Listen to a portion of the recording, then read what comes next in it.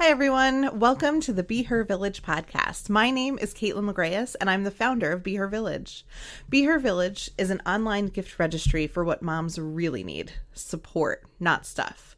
We're talking to providers and people who care for moms in their pregnancy, their birth, their postpartum. We're talking to real moms and hearing their stories and really just getting into all the good stuff that comes along with new parenthood. So check us out, tune in, and let us know what you think. Hey there, Happy New Year. Welcome back to the Be Her Village podcast. So, we have some awesome stuff happening in 2022. It's going to be an exciting year. We have some awesome podcast guests coming up. We have some really great tools and resources that are going to be popping up in our blog and our content and all that stuff. We're really excited about what's happening in the new year.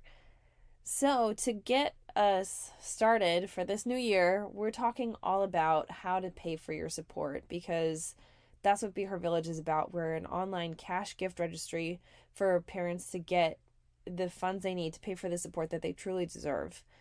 Funds that will make their pregnancy experience better, things that will make their postpartum experience better, and really helping parents to take care of themselves so then they can have a better journey into parenthood, because this shit is hard. So today, the founder of Be Her Village, Caitlin McGrath, is talking with Emily Moretsky, who is a high school engineering teacher but also doubles as a financial coach. She's not pregnant yet, but is currently planning on how to financially get set up for the costs of pregnancy, childbirth, and all of the years following that. So in this conversation, we talk about the cost of support, how you can afford support, whether it's using Be Her Village or some other kinds of funds, and she gives us the lowdown on all of that and where to get started. So if you are a financial newbie, like if you've just, done the very basic banking and checking account system, this episode is for you, because she breaks down how to get started in a really easy, digestible way that feels very doable and very not scary.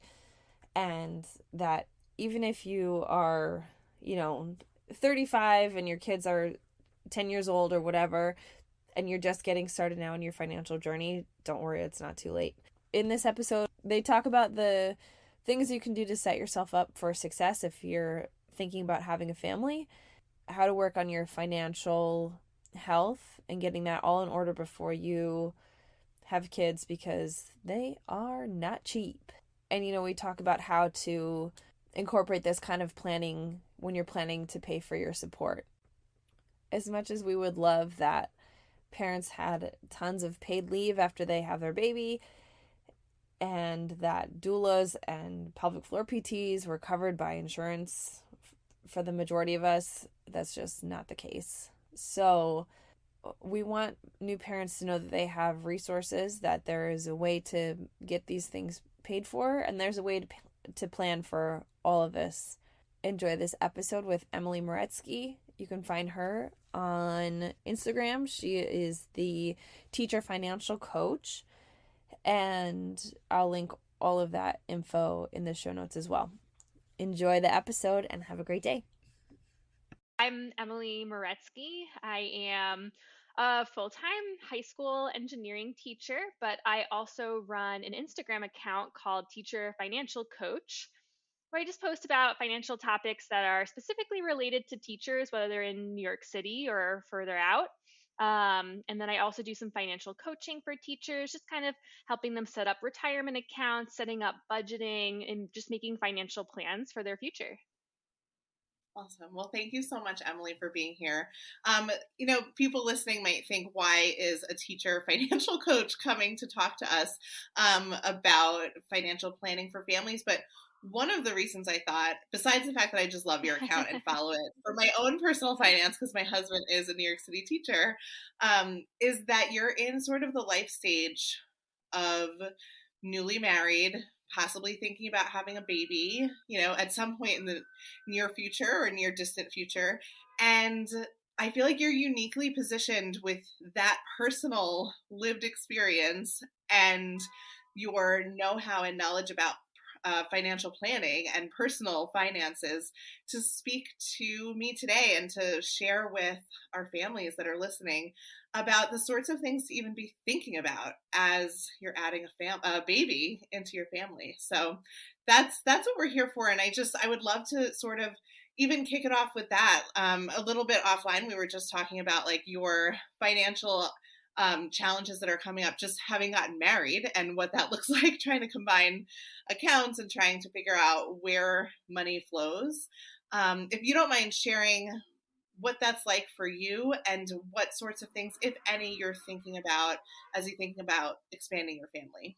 Sure. I would say getting married has been a transition in a couple of different ways. My husband and I have been living together for quite some time, been taking the approach of, almost like roommates living together in the sense that we were just splitting things down the middle for as long as we've lived together. And now that we're married, we started to have some more conversations about what that's going to look like going forward. We both make different amounts of money, have different approaches towards like saving and investing. So starting to have those conversations and setting things up to align to our goals. And then also, we are thinking about having kids in the future as well. So, thinking about all of those upcoming costs and how that will fit into our budget and how we'll start to plan for what those expenses are and how we're going to meet them. Awesome. So I would just love to set or just like kind of set the stage. Like, I want to talk about the costs of support, the hidden costs of doulas and lactation consultants and tongue ties and midwives and all these things that sort of are not covered by insurance but are vital to the maternal experience, the maternal healthcare experience.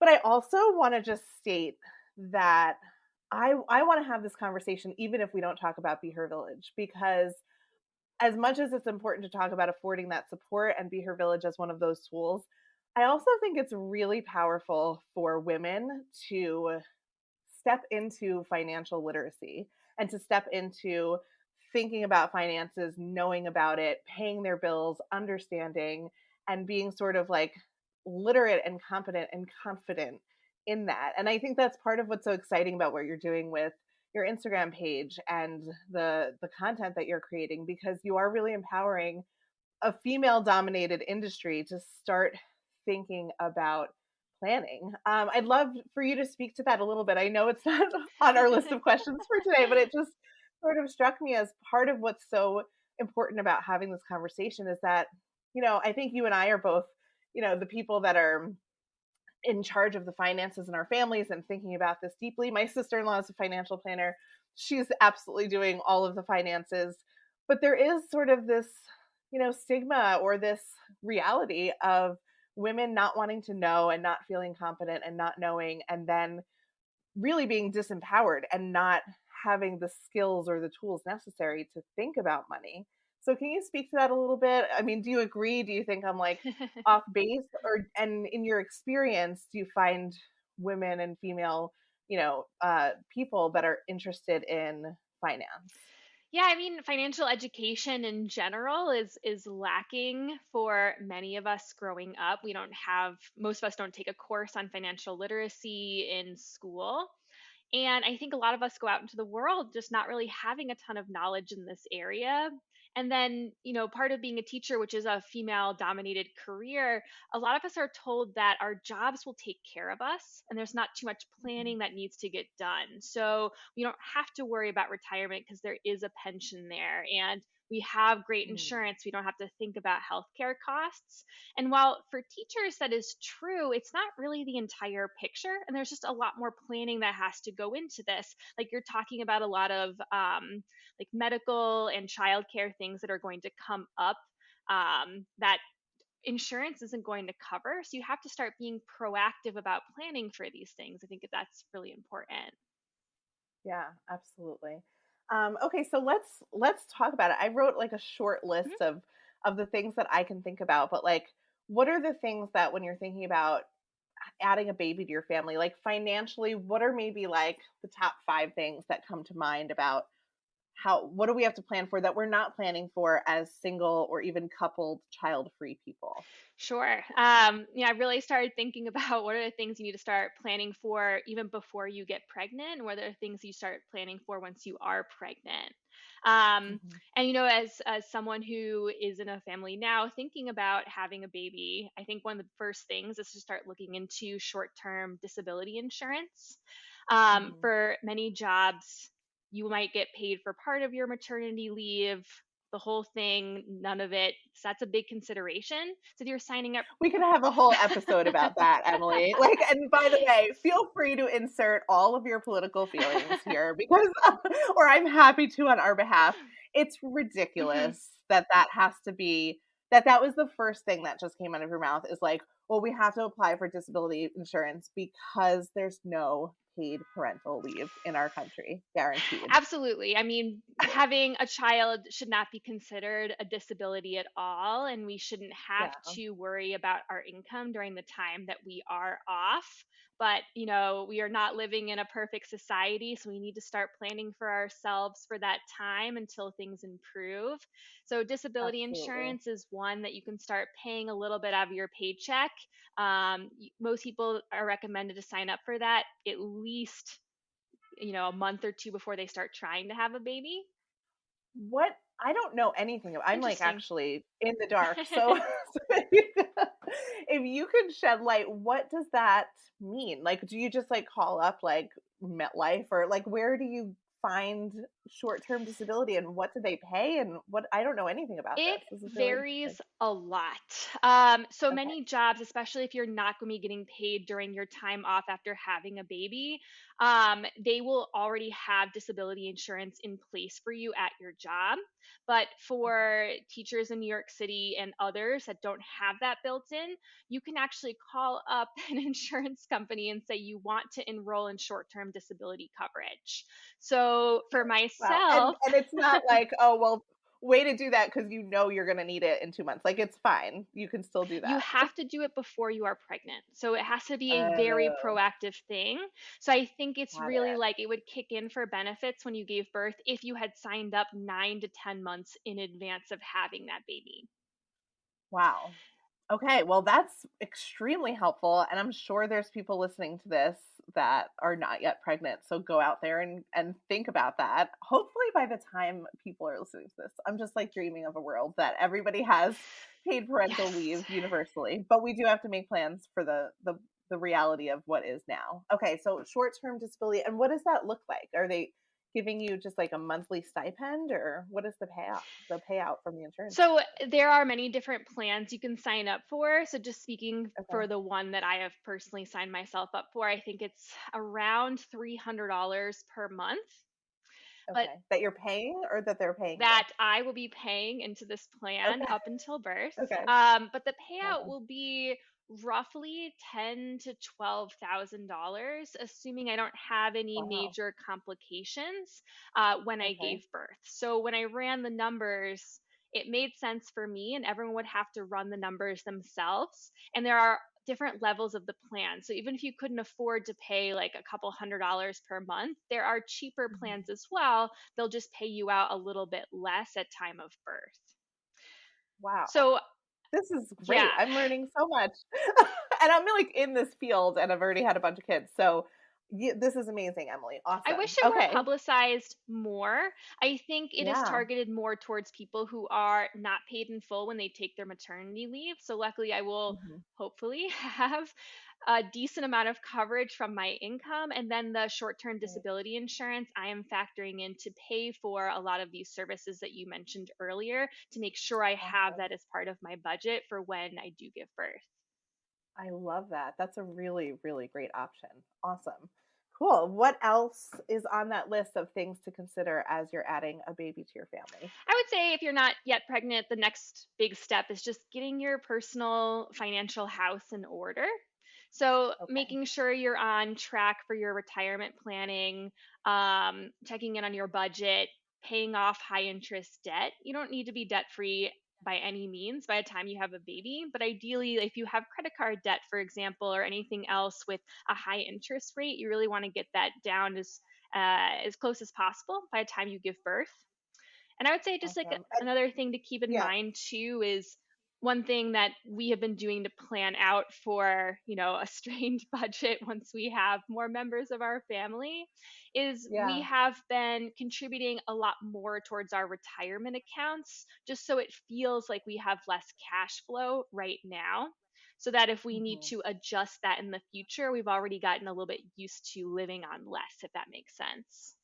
That makes perfect sense. And from everything I know about retirement planning, which I feel like we should have an entire other episode about that, because often people at this stage thinking about getting married, buying a house, having a baby, it's, retirement feels really far away and not important.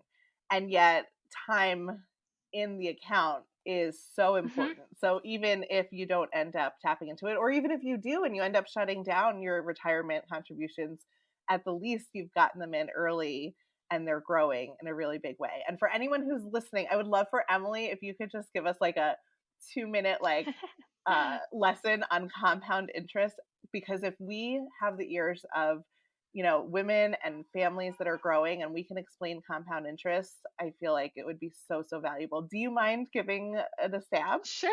and seeing? Okay. Compound interest, I think they joke it's like the eighth wonder of the world, but basically it's just Yeah. the idea of like a snowball rolling down a hill.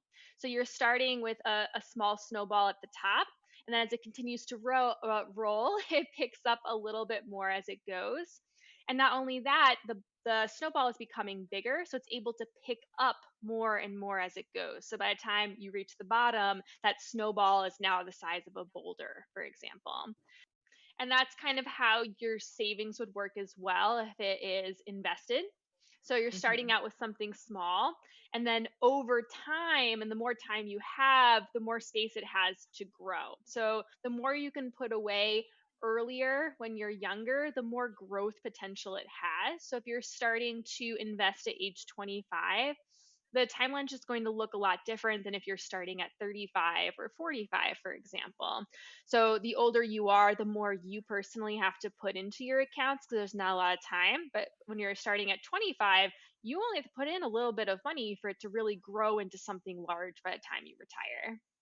Awesome. Yeah. So if anybody's listening, go and Google compound interest. It's wild. And it really is the eighth wonder of the world. And it's how capitalism works too, like the other way, because compound debt is also Yes. happening. And that's where we can get into this debt hole. But that tool for how debt builds up against us can be used in our favor in order to build money that's just sitting in an account. And I think so many of us, certainly I had this impression. I was marched into a bank when I was a little kid. I was lucky that I had parents that did that, but we opened a savings account and I was told you should save, you should save, you should save. And I think people think saving means actually putting it in a savings account and not putting it in an investment vehicle. And we're told that the stock market is scary, but there's really safe ways to invest and in a way that can really secure your future. So, Absolutely. Just putting money in a savings account is actually like the more riskier option than investing it because your investment options are really going to grow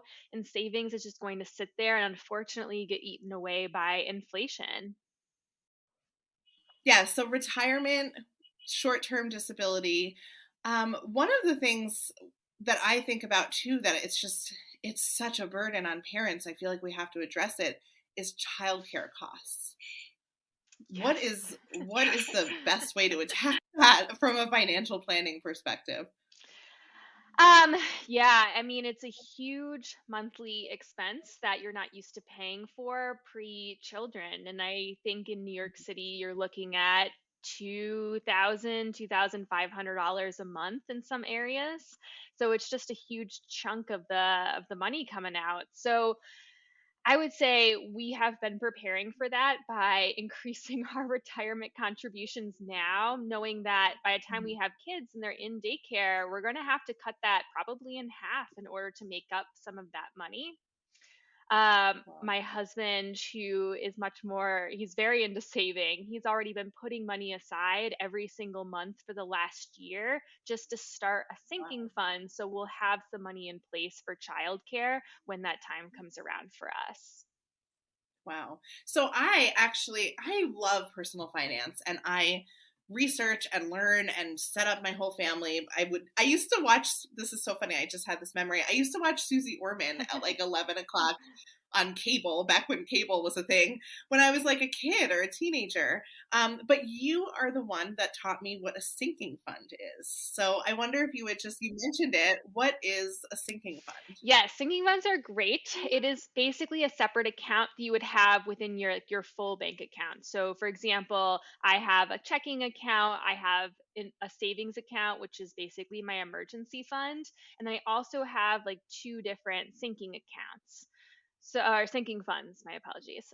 So Mhm, one of them right now is for traveling, and another one mhm, is for future kid expenses, but you can set them up for anything. And basically, a sinking fund is for semi irregular expenses that you are mhm, anticipating. So I don't travel every single month. I don't build that into my monthly budget, but I probably go on a trip maybe 2 to 3 times per year. So if I'm putting a couple $100s into that sinking fund every month, by the time a trip comes up, I already have money budgeted for that. Same thing with having like a baby sinking fund. So if you know you're going to be mhm. having a child, you know there's going to be large expenses coming up in there. You don't know exactly when they're going to happen. If you're just putting a little bit in there every month over time, by the time those expenses do come up, you do have money there. That's great. Do you actually set up a separate account, or is it more of an accounting like line item within your checking account I or think it savings account? depends on your bank. Like I'm using Bank of America, and it was easy to just open up like a separate checking account, basically. But different banks will do it different ways for you. So it just depends on your situation. I love that. It's a little bit like the envelope Yes. system, but like but Yes. digital. Actually, that's a really good way of thinking about it. I love it. I My parents did the envelope system. They had all cash. It was like the late 80s, early 90s. Maybe they were drug dealers. No, I'm just kidding. But like cash was like how Mhm. people did things. We didn't have anything digital, so it's the digital envelope Yeah. system. I love that. Awesome. So one last thing that comes to mind when thinking about what we need to think about for new families, we have short-term disability, maternity leave, childcare costs. A big thing that jumps out at me is life Mhm. insurance. Can you talk to us a little bit about why we might need life insurance, what it actually is, and how to purchase it? If you have any tips on that, because I feel like the life insurance industry is a little predatory. Like there's a lot of options that are not great. It's like used car salesman slime factor that comes to me. So I would love to just like hear your professional trusted take on how we think about life insurance. Do we need it, and how do we find it? Absolutely. And honestly, I was going to use the same word. Predatory is often a good way to describe different insurance policies. I'm not an insurance expert. I've looked into this a little bit, but for 90% of people, what they need is term life insurance. So it's going to cover Mhm. you for a certain period or term. So if you are having a child, you don't need a whole life insurance policy for them. It's like a very expensive form of life insurance. So term would be for, let's say, 20 years. So if you Mhm. were to pass away during those 20 years, you have set aside like basically a certain amount of money that you're insured for that would go towards whoever's like the dependent on that account. So if you have a Right. $50,000 policy, $500,000 policy, that money would go towards them. The idea is hopefully at the end of your term, your child is either old enough to support themselves or you have personally saved enough money to your name that that money would be able to go towards them.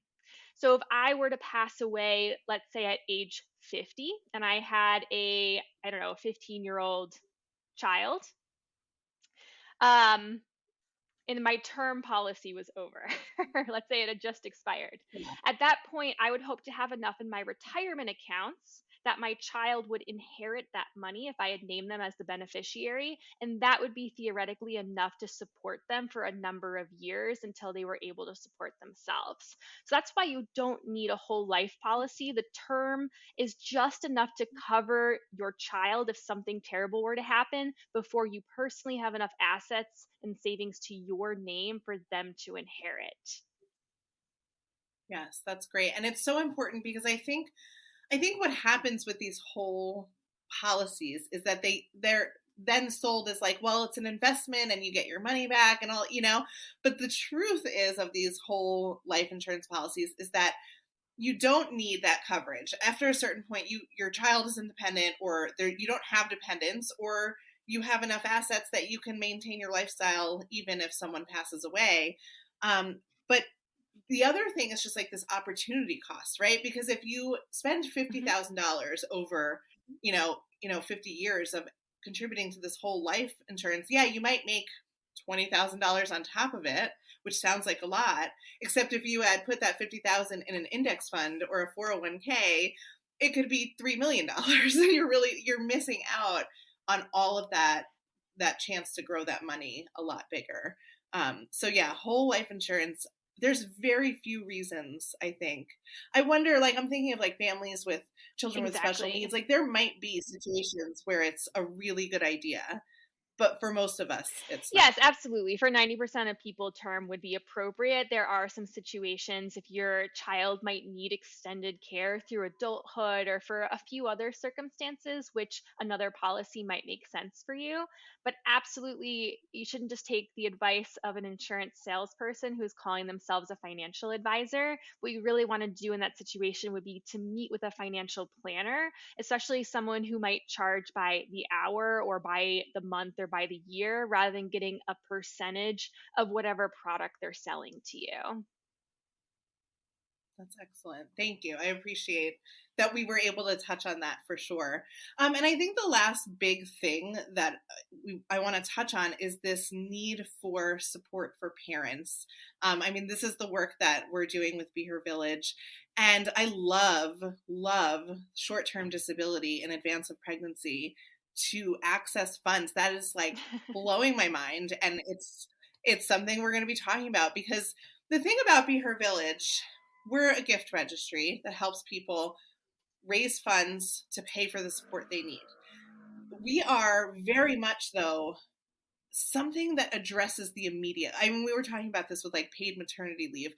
I want the world to look like all of these services are covered by insurance. I want the world to look like you get an OBGYN directory and a doula directory, and insurance pays for all of them. So this is like, that is my dream. But in the meanwhile, we have to come up with ways for parents to afford the support and think about the support. So I love short-term disability as an option.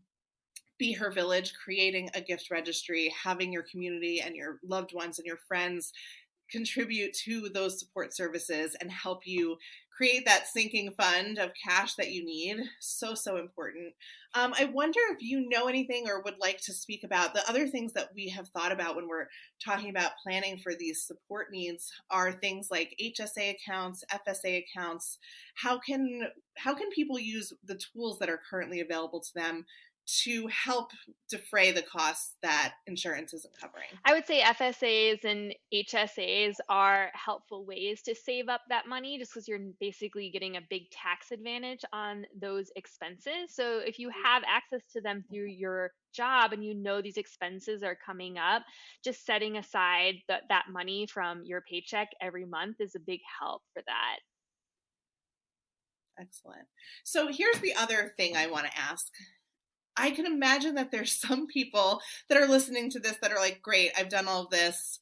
This isn't really new information. Awesome. I'll make a Be Her Village gift registry and everything will be dandy, And then I'm imagining that there's some people that just heard us go through this list of like, oh God, I have to think about childcare, I have to think about leave and short-term disability and doula costs and maybe I want to buy a house. Like, we didn't even talk about that, about increased medical co-payments. It's like one of the first times for most people who are having a baby, who are pregnant themselves, there's many ways to have a baby, but who are entering this maternal health field as a patient, it's often their first time dipping their toe in any part of the American healthcare system.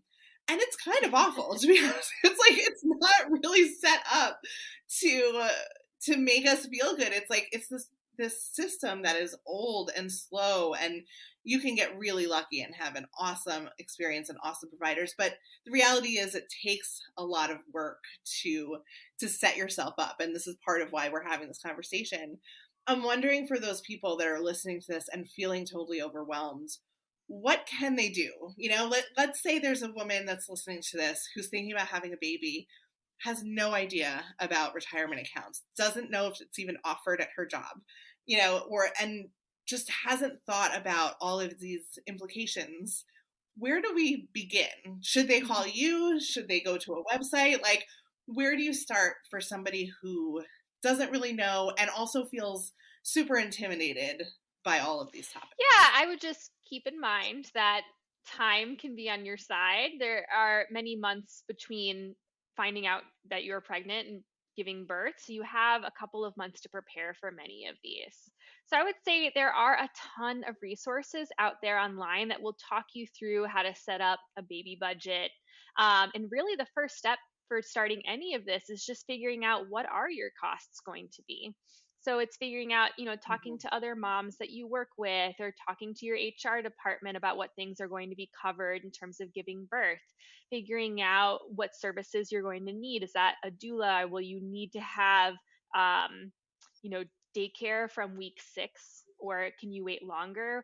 How much time are you going to get covered for at work? So just kind of listing out what some of those expenses are, and then starting to think about what is your budget going to look like once you have this baby, and just trying to find that middle ground in between. Can you start to live on your new family budget now as a way to start saving up some money for some of these costs?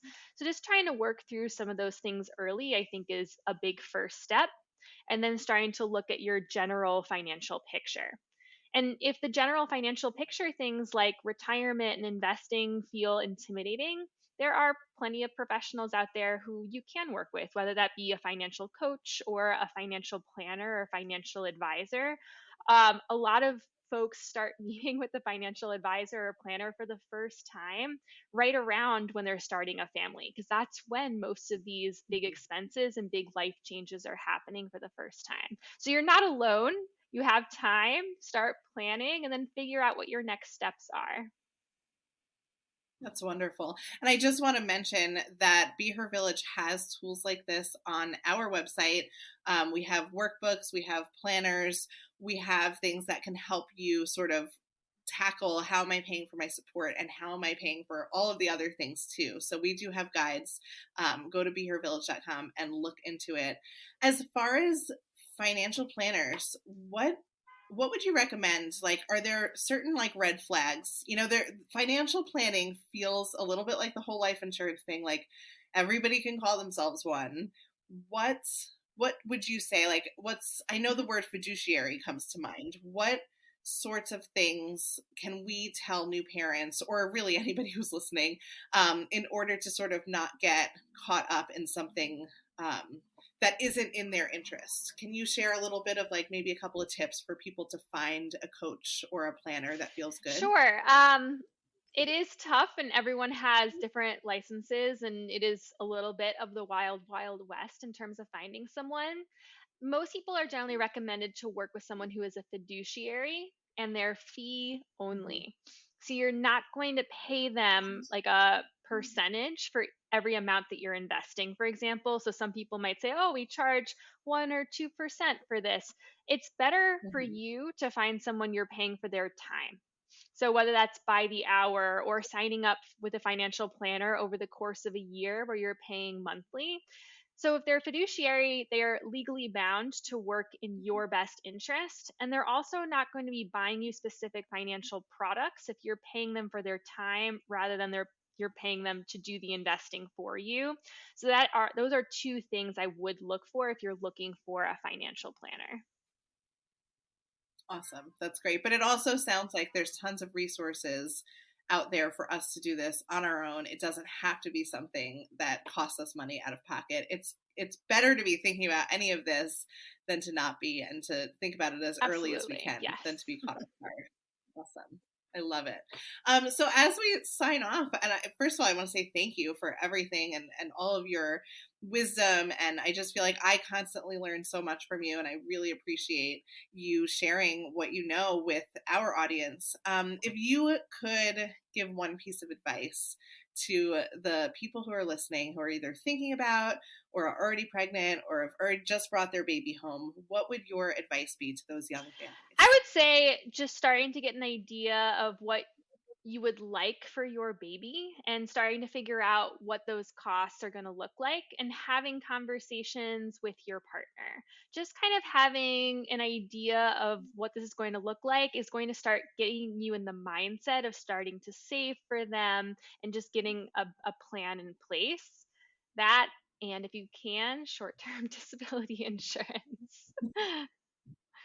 That is so big. I feel like we need to talk about that a whole lot more, because I don't think, and this is part of what Be Her Village is working so hard on, is helping people think about what they need before it comes. Because right now, people think about doulas for their second baby because they don't even know what they need for their first. They think about lactation consultants when their nipples are already bleeding. They think about a pelvic floor PT when 6 months have passed. It's just not, we're thinking about these supports when we're in crisis. And similarly, so not only do we not know about them for pregnancy, but we certainly don't think about it before we get pregnant. So I love that advice. The earlier the better.